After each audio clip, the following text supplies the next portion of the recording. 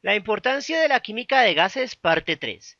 Ecuaciones e introducción a la estequiometría. En las lecciones anteriores vimos cómo es que la química de gases fue fundamental para el desarrollo de la teoría atómica clásica y el concepto de cantidad de sustancia, es decir, la magnitud física que medimos en moles, así como el desarrollo de la idea del número de Avogadro. Sin embargo, las ecuaciones de gases como la ley molar de Avogadro para volúmenes, la ley molecular de Avogadro para volúmenes, que tradicionalmente se conoce como la hipótesis de Avogadro, y la tercera ley de Avogadro o definición del número de Avogadro moderno, además de la crucial ley de volúmenes de combinación de Gay-Lussac, esconden más secretos de los que saltan a la vista o de los que nos cuentan los libros de texto antiguos o modernos. Pues, como demostré en mi artículo de 2020, el álgebra de la estequiometría, esas fórmulas esconden la propia justificación o demostración matemática de por qué los cálculos estequiométricos clásicos funcionan, de modo tal que logramos completar un círculo completo. En las dos lecciones anteriores vimos cómo históricamente la química y sus fundamentos, como el número de Avogadro, salieron de la química de gases. En esta lección veremos cómo usar las ecuaciones de Avogadro para deducir dos leyes estequiométricas. Una, la ley general o universal que modelará cualquier situación estequiométrica, sea este en equilibrio químico o en no equilibrio químico. Y una segunda ley mucho más simple que nos ayudará a modelar la estequiometría básica o del no equilibrio químico. El número estequiométrico. Los números estequiométricos son los valores grandotes que aparecen a la izquierda de la fórmula molecular y están sometidos a las reglas del álgebra, por lo que si no está mostrado explícitamente un número o coeficiente estequiométrico, significa que implícitamente deberemos asumir que vale 1. El problema descansa en su significado. Por tradición los libros de texto se jactan de ser atomistas y por ende nos dirán que los números estequiométricos se interpretan como números de moléculas. De esta manera, dos moléculas de agua, al ser sometidas a una corriente eléctrica intensa, se descomponen en sustancias de mayor energía, siendo estas dos moléculas de hidrógeno molecular y una molécula de oxígeno molecular. Sin embargo, a la hora de hacer cálculos con esa información, por ejemplo, un cálculo de masa de un producto con la masa de otro producto, nos encontramos con un artefacto matemático como este, conocido como factor de conversión anidado para el problema gramo a gramo, en el cual se inicia con la masa de la sustancia que sirve como dato conocido en el enunciado. Luego se usa la masa molar, pero como la definió Oswald, es decir, como 2 gramos de una sustancia que deberían medir en una mol de esta. Luego, y aquí está la clave, se usan los números estequiométricos, pero con unidades de cantidad de sustancia. Esto es obligatorio en esta técnica o de lo contrario las unidades no se cancelarían en el análisis dimensional, pero también implica que esta técnica no puede, por definición, interpretar los números de estequiométricos como moléculas. Los debe interpretar precisamente como los interpretaban los antiatomistas, como cantidades de sustancia en moles. Posteriormente se usa la masa molar de la sustancia incógnita nuevamente como la masa en gramos contenida en una mol de esta para dar el resultado. Sin embargo, el punto importante es que el factor de conversión es molesto debido a que solo nos permite interpretar el número estequiométrico de una forma muy rígida. Solo una, como cantidad de sustancia estandarizada, pero existen muchas otras interpretaciones del número o coeficiente estequiométrico, unas que son importantes históricamente y otras que serán importantes para comprender la estequiometría de verdad de veritas, la que aparece en textos avanzados de química como físico-química. El número estequiométrico no es necesariamente una cantidad de sustancia en moles estandarizados, como la estequiometría clásica nos lo pretende hacer ver. De hecho, el libro de oro de la IUPAC llamado Compendio de Terminología Química establece que el símbolo de variable del número estequiométrico, también llamado coeficiente estequiométrico, es una V cursiva y que su unidad de medida es nula o adimensional, es decir, no lo están interpretando en moles. Pero esperen un momento, ¿no se suponía que los números estequiométricos deben interpretarse en moles? Aparentemente, el método de factores de conversión inconscientemente sigue la tradición equivalentista antiatomista, solo que en lugar de equivalente se usan los moles como instrumento matemático de equivalencia.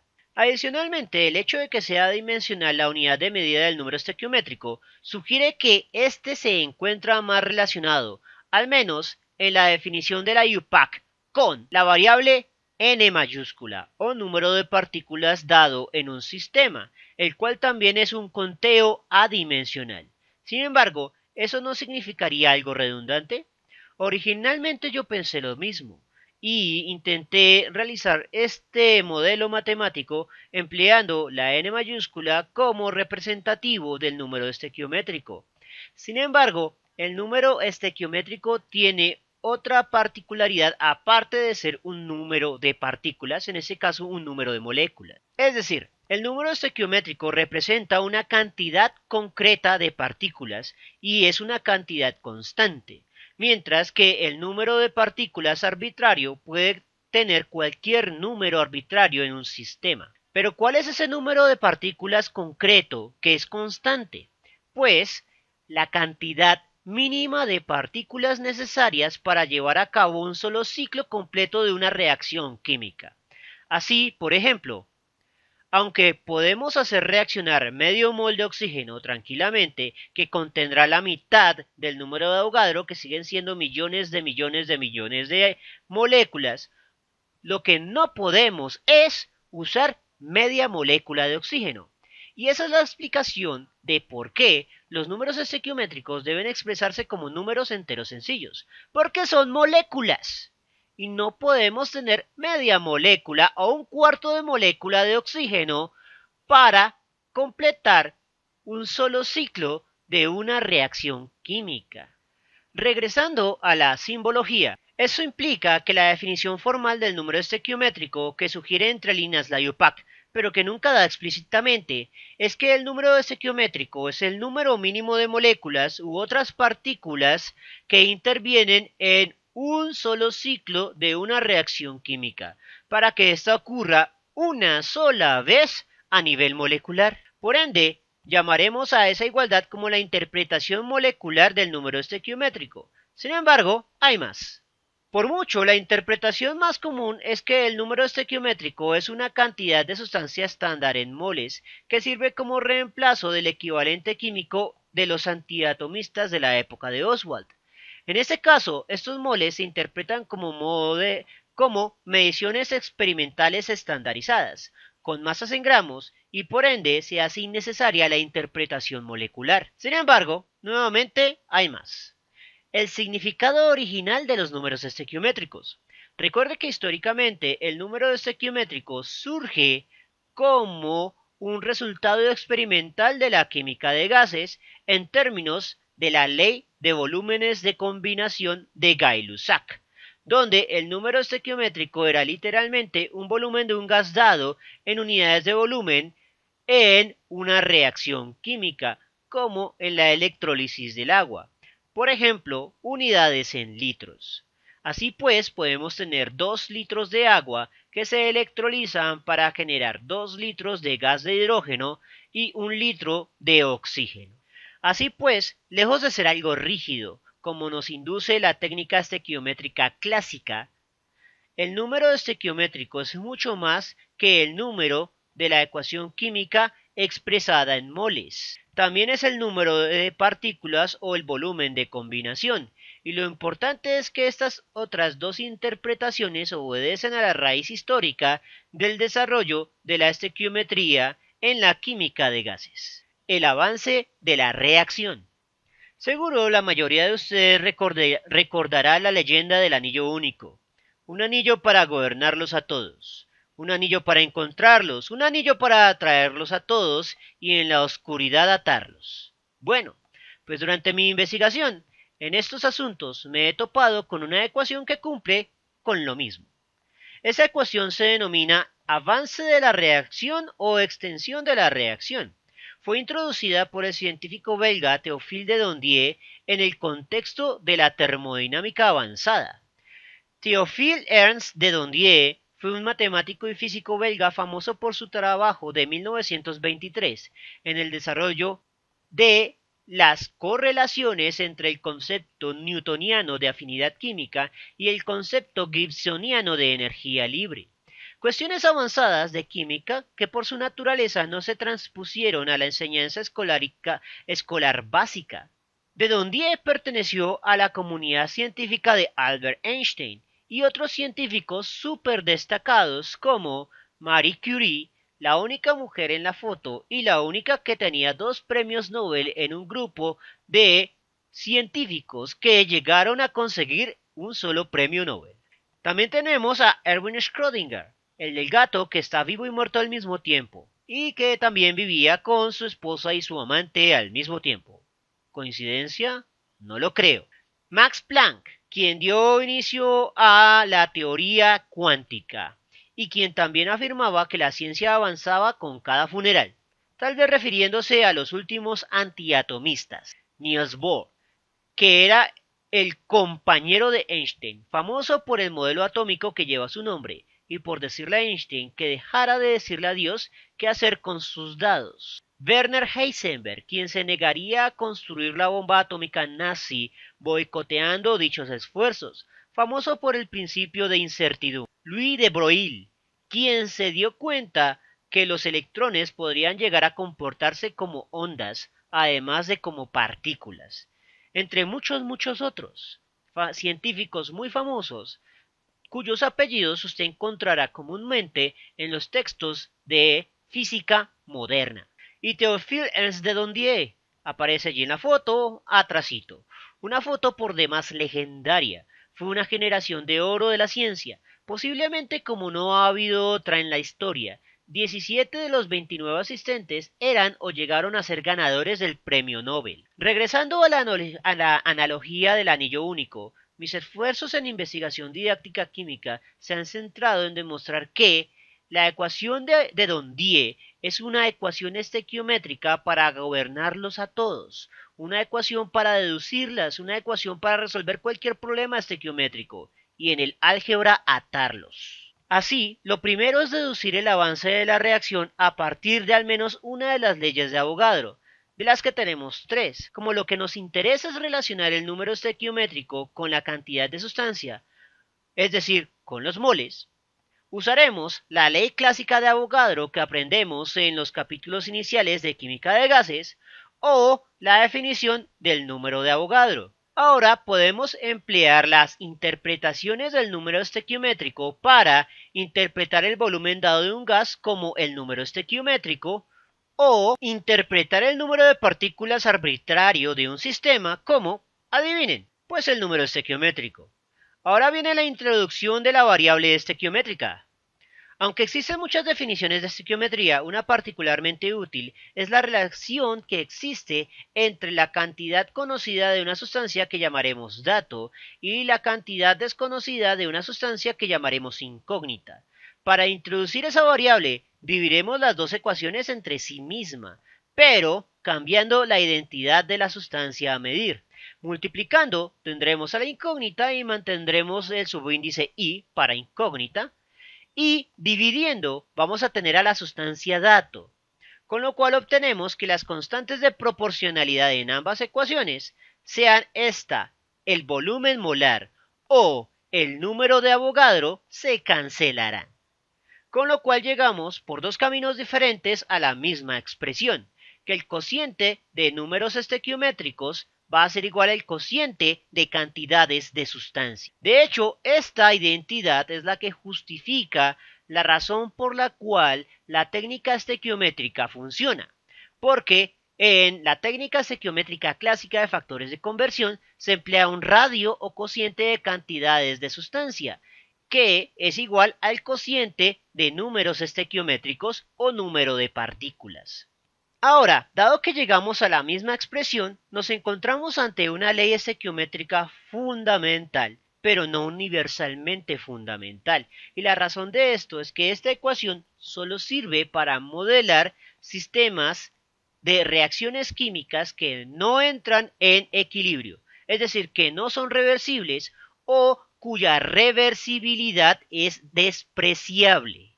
Ahora podemos recuperar la ley de avance de la reacción general a partir de la ecuación para reacciones no reversibles del siguiente modo. En primera instancia, la ecuación de avance de la reacción puede tener varias formas.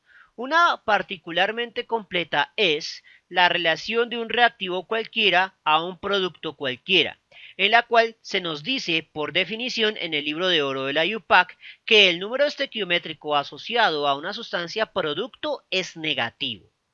Adicionalmente, los deltas implican una resta entre una cantidad inicial y una cantidad final, donde las cantidades iniciales quedan designadas con el superíndice 0 en referencia al momento 0 o inicial, mientras que las cantidades finales quedan sin superíndice o sin marca.